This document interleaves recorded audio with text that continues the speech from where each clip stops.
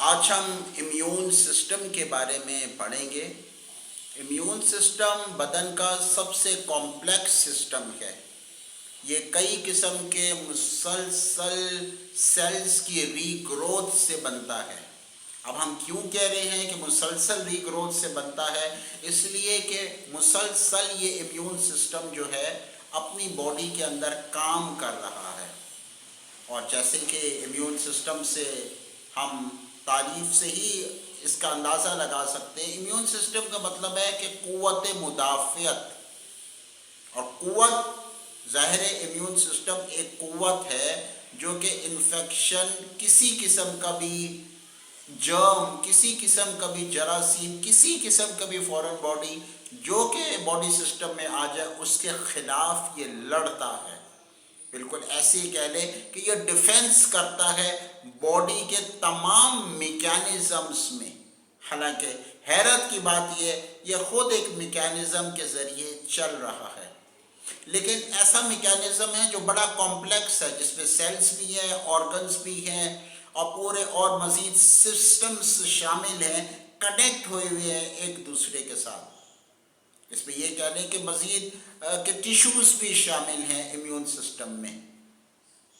اب یہ immune system جو ہے انفیکشن کے خلاف لڑتا ہے۔ جراثیم، جس کو جرمز بھی کہہ لیں، جس کو آج تک مائکرو بایولوجی نے ریکگنائز نہیں کیا، کتنے قسم کے ایسے جراثیم ہیں جس کو ایک جرمز کے اندر کلاسیفائی تو کر دیا ہے، لیکن ان کے نام ابھی تک آئیڈینٹیفائی نہیں ہوئے ہیں۔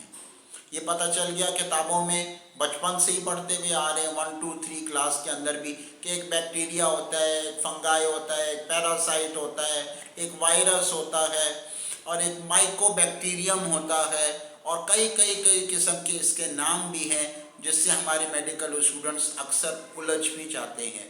کسی کو یاد نہیں رہتا، بس ایگزام میں پرچہ دینے کے لیے یاد کرنا ہوتا ہے۔ ایگزامینرز کو بھی سراج تحسین ہے کہ ان مائکرو آرگانزمز کا نام پوچھتے کیوں ہیں۔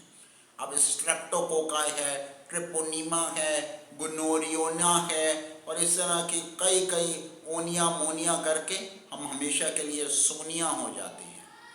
اب امیون سسٹم کا صرف ایک فنکشن جو ہم کلاس 1 2 3 میں پڑھتے تو آ رہے ہیں، اب اس سسٹم کے اندر ہم یہ دیکھتے ہیں کہ یہ فیٹ میٹابولزم میں بھی کام کرتا ہے، اور یہ بھی دیکھتے ہیں کہ آرگن کو ریکگنائز کرنا یا ٹیشو یا سیل کو ریکگنائز کرنا، پھر ریکگنائز کرنے کے بعد ریپیئر کرنا، یہ بھی امیون سسٹم کی خاصیت ہے۔ پھر فلوئڈز، باڈی میں کتنے قسم کے فلوئڈز ہیں، آج تک میڈیکل ریسرچ نے ان کا اندازہ بھی نہیں لگایا۔ ان فلوئڈز کو بالکل ریگولیٹ کرنا بھی امیون سسٹم کا کام ہے۔ فنگائی، بیکٹیریا یا جراثیم، کسی قسم کا بھی فورن باڈی ہو، ان کے خلاف اینٹیجنز پروڈیوس کرنا امیون سسٹم کا کام ہے۔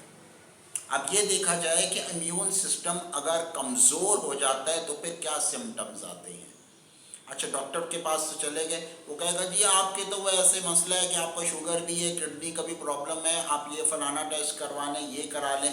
ان ٹیسٹ سے یہ پتہ چلتا ہے کہ بھی اس کے اندر یہ بیماری ہے، لیکن یہ بات واضح رکھیں کہ اس نے پیشنٹ نے کہا کہ بھئی میرے پیٹ میں درد ہو رہا ہے، ڈاکٹر نے ٹک ٹک ٹک کر کے لکھ دیا ایبڈومینل پین، پھر کہے گا ہلکی پھلکی سی الٹی کی کیفیت آ رہی ہوتی ہے، ٹک ٹک ٹک فوراً لکھ دیا نوزیا۔ اس کے بعد یہ کہتے ہیں کہ ہاں کبھی کبھی ایسا ہوتا ہے کہ وومٹنگ ہوتی ہے، ٹھک سے ہوتے ہیں، کوئی لوکوٹیل موکوٹیل اور ٹوموٹیل، سارے ٹام ہیری اور جیری سب دے دیے، چلیں جی یہ ہو گیا۔ لیکن اس جیری نے یہ کمال کر دیا کہ اس نے باڈی کے اندر ایسی جیلی بنا دی جس کا کوئی علاج نہیں ہے۔ وجہ امیون سسٹم کا خراب ہونا یا ویک ہونا۔ اور اس میں علامات کیا آتے ہیں جب ایک امیون سسٹم ویک ہو جاتا ہے بندے کا؟ سب سے پہلے مسلسل نمونیا ہوگا، ریکرنٹ ڈیزیزز ہوں گی۔ ریکرنٹ کا مطلب کیا ہے کہ ایک مرتبہ گردے کی پتھری نکل گئی، دوبارہ ہو گئی۔ قصائیوں نے، سرجن جس کو کہتے ہیں، آپ لوگ کہتے ہیں، تو ان قصائیوں نے، سرجنز نے علاج کیا، نکال دیا، چیڑ پاڑ کیا، قصائی بن گئے، لیکن دوبارہ ریکرنٹ ہوا تو کیا کریں؟ اب کڈنی نکال دیں۔ चले वो तो कर दिया, अब अगर आँख में कोई मसला आ गया इम्यून सिस्टम की वजह से तो आँख निकाल देंगे। वो औरत जिसकी छाती और उसकी कमर ही उसकी खूबसूरती है, छाती की वजह से तो एक औरत की खूबसूरती वाज़ेह होती है। मर्द तो बड़े आशिक होते हैं छाती के पीछे, वो निकाल देंगे। अगर बच्चा किसी औरत का पैदा हो, दूध कहाँ से, डब्बे वाला दूध तो वैसे ही पिलाती हैं, लेकिन इम्यून सिस्टम के ख़राब होने की वजह से एब्डोमिनल क्रैम्प्स भी आएंगे, तो आप मैदा भी निकाल देंगे, फिर पाइप से खाना देंगे। तो फिर ज़रूरी ये है कि इलाज करवाएं। और सबसे ज़्यादा अलामात जो ज़ाहिर होती है वो सीने में, रेस्पिरेटरी सिस्टम में और एब्डोमेन में। एब्डोमेन का मतलब पेट में दर्द होगी, नोज़िया, वॉमिटिंग वगैरह इस तरह के सिम्टम्स आएंगे। मतलब ये कि इम्यून सिस्टम के अंदर प्रॉब्लम है। अब यहाँ देख लें कि ज़ाहिर इम्यून सिस्टम एक फैट मेटाबॉलिज्म में भी काम कर रहा है, फ्लूइड मेटाबॉलिज्म में भी काम कर रहा है, फॉरेन बॉडी के ख़िलाफ़ दिफा भी कर रहा है। और जो ऑर्गन, जो इंजरी, कोई चोट लग जाती है या इंटरनल ऑर्गन के अंदर कोई डैमेज आ जाता है, उसको रिकग्नाइज करना, उसके ख़िलाफ़ एंटीजेंस भेजना, वहाँ भी काम कर रहा है।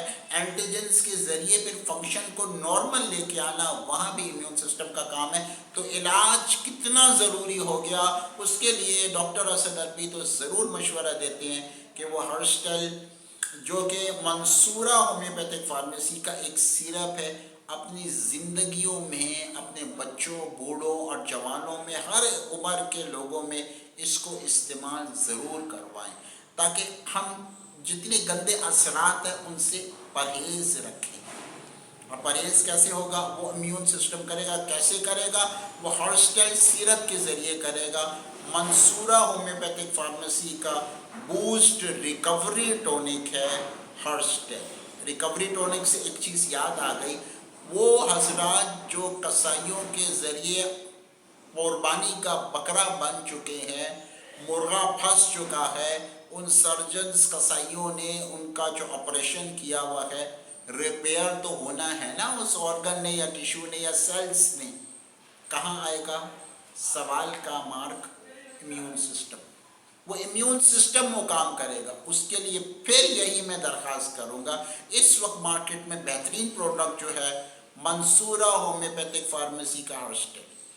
ऑर्डर्स के लिए रब्ता करें 0323 822 7313 होम्योवर्क्स।